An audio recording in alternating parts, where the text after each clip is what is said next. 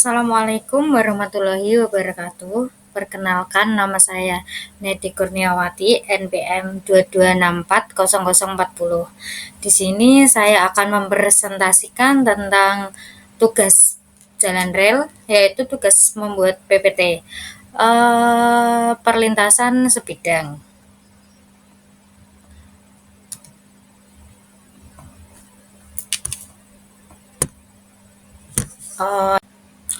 Latar belakang.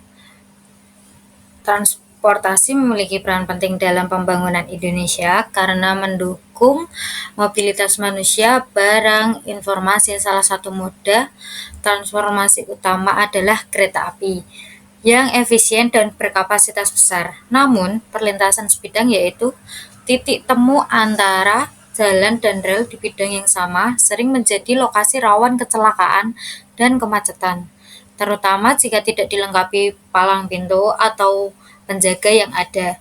Oleh karena itu, pengelolaan dan peningkatan keselamatan perlintasan sebidang menjadi yang sangat penting untuk mengurangi kemacetan ataupun kecelakaan. Yang ketiga, rumusan masalah. Yang pertama, bagaimana kondisi existing JPL nomor 5 kali gawe.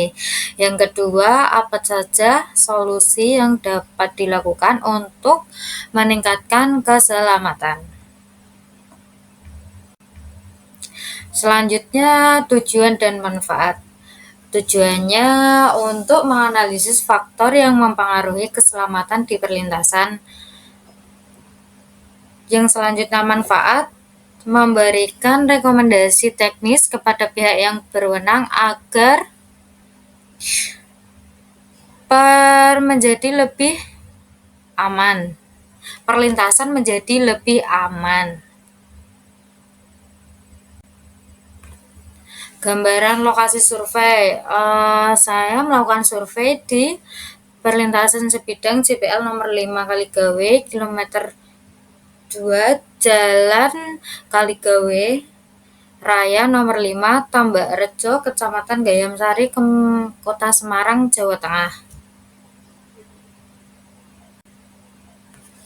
Karakteristik perlintasan Jalan Raya Kaligawe. Untuk karakteristiknya, lokasinya jalan arteri primer nasional dengan lalu lintas padat dan banyak kendaraan berat. Terus kondisi perlintasannya, permukaan aspal mudah rusak atau sudah ada yang rusak akibat beban kendaraan dan getaran kereta. Fasilitas keselamatan ada seperti palang pintu, rambu, isyarat, suara atau lampu, tetapi belum ada marka jalan. Masalah keamanan. Masalah keamanan itu sering terjadi pelanggaran palang pintu, kayak kan posisinya udah ditutup dan nggak bisa jalan, itu masih tetap ada yang jalan, dan terdapat besi bekas rel yang berbahaya, bekas-bekasnya yang masih banyak berceceran seperti itu. Tidak sesuai regulasi. Perlintasan sebidang seharusnya di jalan kelas 3, bukan kelas 1. Jarak pandang sudah memenuhi standar 500 meter untuk nasional, 150 meter untuk pengendara. Headway kereta hanya 10-15 menit, di bawah standar minimal yang harusnya 30 menit. Selanjutnya, data-data survei yang telah saya dapatkan dari survei kemarin. Kelengkapan infrastruktur perlintasan sebidang.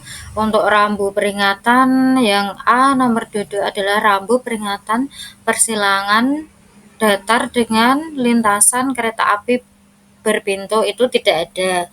Untuk yang B, rambu peringatan persilangan datar dengan lintasan kereta api tanpa pintu, itu tidak ada.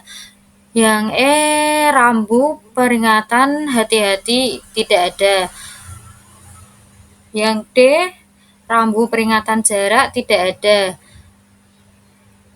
E adalah rambu peringatan berupa kata-kata, itu ada.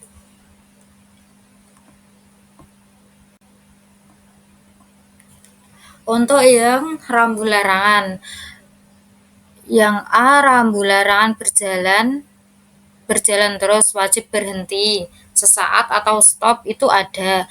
Yang B rambu larangan berbalik arah bagi kendaraan bermotor maupun tidak bermotor itu tidak ada. Yang E larangan berjalan terus pada persilangan sebidang lintasan kereta api pintu tunggal wajib berhenti sesaat untuk mendapatkan kepastian aman itu tidak ada. Yang D rambu larangan berjalan pada peringatan sebidang lintasan kereta api jalur ganda wajib berhenti sesaat untuk mendapatkan kepastian aman itu ada. Yang E larangan berupa kata-kata tidak ada.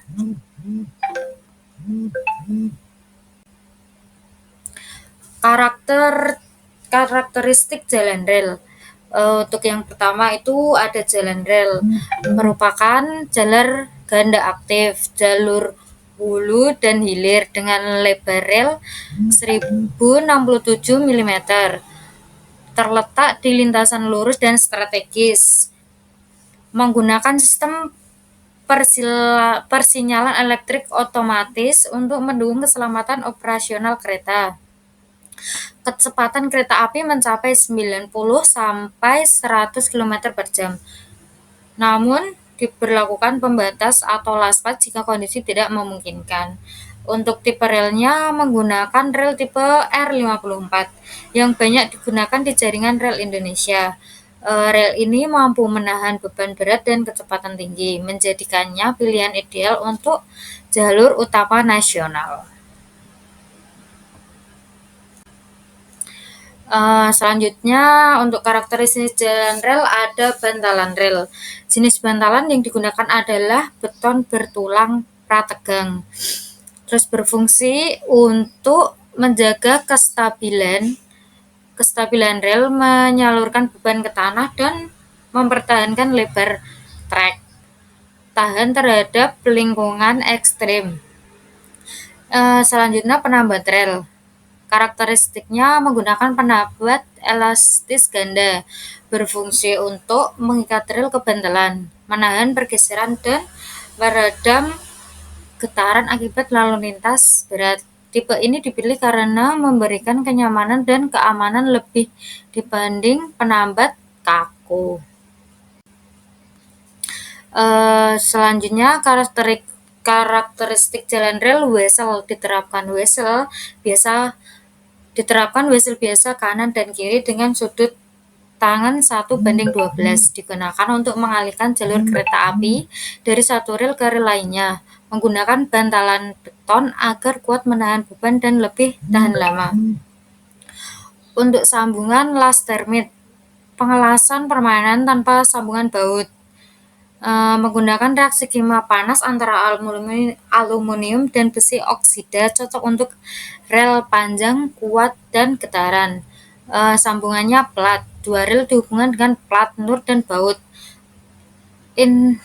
Insulate rel joint, sambungan khusus untuk memisahkan sinyal listrik antar rel, menjaga kekuatan struktur agar sistem pesinyalan tetap berfungsi dan aman.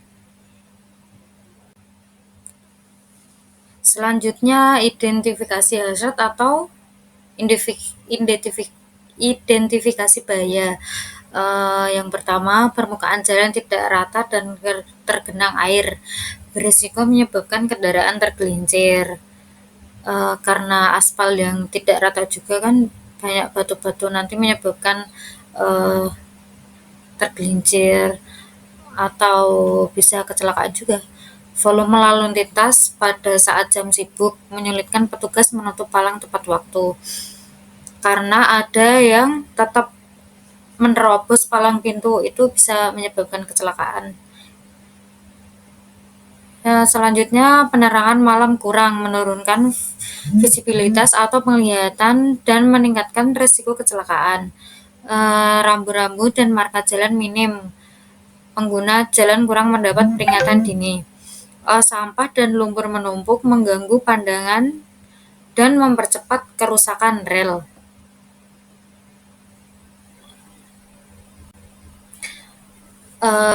Rekomendasi. Yang pertama, adanya koordinasi penutupan palang saat jam sibuk agar lebih tepat waktu. Yang kedua, lebih pada pasang lampu penerangan untuk meningkatkan penglihatan malam hari, melengkapi rambu dan marka jalan, termasuk rambu hati-hati dan pita penggaduh, melakukan pembersihan rutin sampah dan lumpur di sekitar rel atau ini air menggenang yang juga bisa mengakibatkan kecelakaan, mengevaluasi pembangunan flyover atau underpass untuk solusi jangka panjang. Kesimpulannya, perlintasan sebidang JPL nomor 5 Kaligawe merupakan perlintasan aktif pada jalur ganda di Jalan Nasional Kelas 1 dengan lalu lintas padat dan sering terdampak genangan air, sehingga memiliki tingkat kecelakaan yang tinggi. Infrastruktur jalannya atau infrastruktur jalan rel seperti bantalan beton dan penambahan elastis telah sesuai standar untuk jalan kelas 1. Namun, masih ditemukan berbagai hazard seperti permukaan jalan yang tidak rata, kurangnya penerangan, minimnya rambu dan marka, serta penumpukan sampah. Fasilitas keselamatan belum sepenuhnya memenuhi ketentuan juga, terutama dalam pengaturan lalu lintas saat jam sibuk. Oleh karena itu, diperlukan perbaikan infrastruktur, penambahan rambu, serta evaluasi pembangunan jalan tidak sebidang sebagai solusi jangka panjang. Sekian presentasi dari saya. Apabila ada kesalahan, saya mohon maaf. Wassalamualaikum warahmatullahi wabarakatuh. Terima kasih.